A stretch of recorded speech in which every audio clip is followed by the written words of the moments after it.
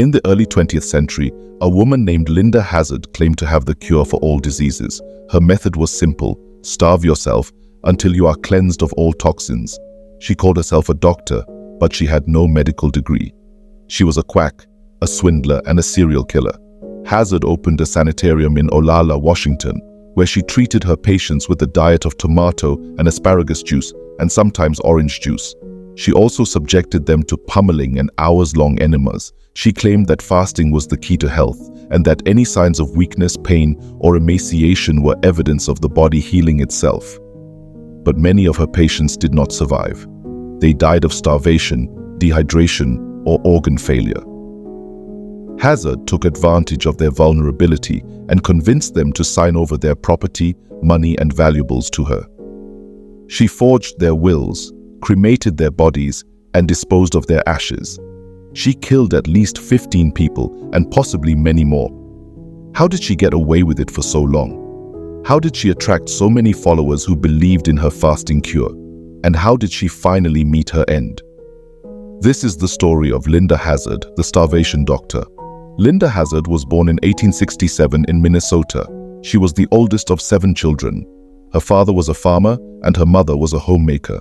She had a troubled childhood marked by poverty, abuse, and neglect. She ran away from home at the age of 18 and married a man named Samuel Chrisman Hazzard, a civil engineer and a con artist. Together they moved around the country, looking for opportunities to make money. They settled in Washington State in 1902, where Linda Hazzard began to practice as a doctor of osteopathy, a form of alternative medicine that focuses on the manipulation of bones and muscles. She had no formal training, but she claimed to have learned from a renowned fasting expert, Dr. Edward Hooker Dewey. She wrote 3 books on the benefits of fasting and advertised her services as a healer.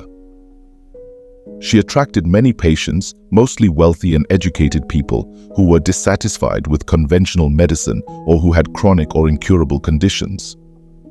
She promised them a miracle cure, and they trusted her. Hazzard's treatment regimen was brutal. She put her patients on a strict diet of only a few ounces of vegetable broth per day, sometimes supplemented with a small amount of orange juice. She also gave them daily massages, which were more like beatings and enemas that lasted for hours and used up to 18 quarts of water. She monitored their weight, blood pressure, and pulse, and kept them isolated from their families and friends. She told them that they were undergoing a process of purification and that their symptoms were signs of improvement. She said that they had to endure the pain and hunger to achieve health and happiness. She also convinced them to sign over their possessions and assets to her, claiming that it was for their own good and that she would take care of them. But many of Hazzard's patients did not make it. They wasted away to skin and bones, losing up to 60% of their body weight. They suffered from dehydration, malnutrition, infections, and organ failure. They became delirious, hallucinating, and suicidal. Some of them begged for food, water, or help, but Hazzard ignored them or punished them. Some of them tried to escape, but Hazzard caught them or prevented them. Some of them died in agony, alone and abandoned. Hazzard did not report their deaths to the authorities, but instead forged their death certificates and wills. She had them cremated at a nearby facility and disposed of their ashes in a pit or a lake. She collected their money, jewelry, clothes, and other valuables and used them to fund her lavish lifestyle and expand her sanitarium. She killed at least 15 people and possibly many more. Some of her victims were never identified or accounted for. Hazzard's crimes were finally exposed in 1911 when the relatives of 2 British sisters, Claire and Dora Williamson, became suspicious of their disappearance. The sisters had come to Hazzard's sanitarium in February, hoping to improve their health. They were wealthy and well-traveled and had fallen under Hazzard's spell.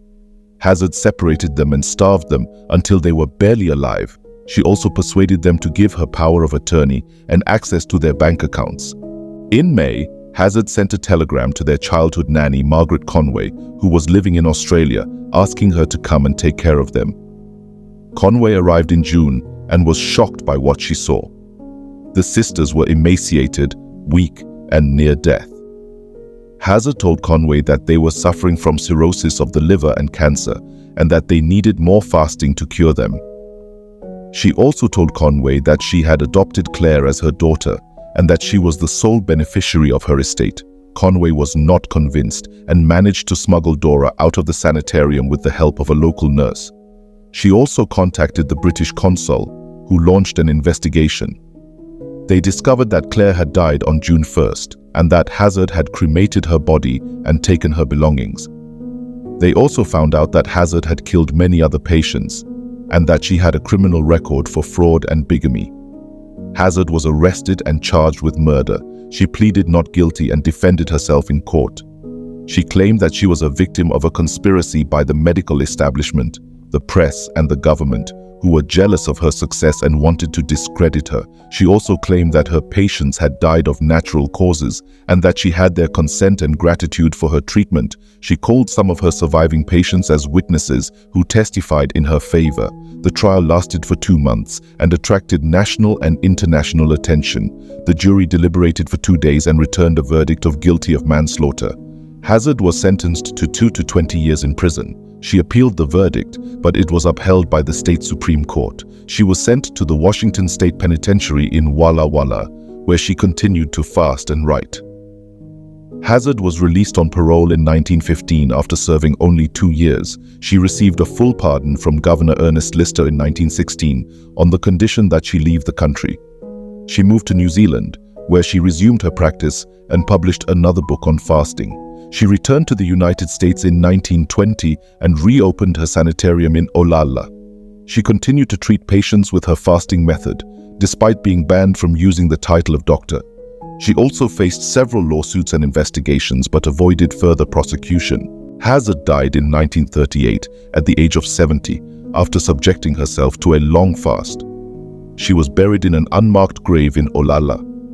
Her sanitarium burned down in 1935 and was never rebuilt. Her legacy remains as one of the most notorious and controversial figures in the history of medicine and crime. She was a charlatan, a predator, and a murderer who preyed on the sick, the desperate, and the gullible. She was Linda Hazzard, the starvation doctor.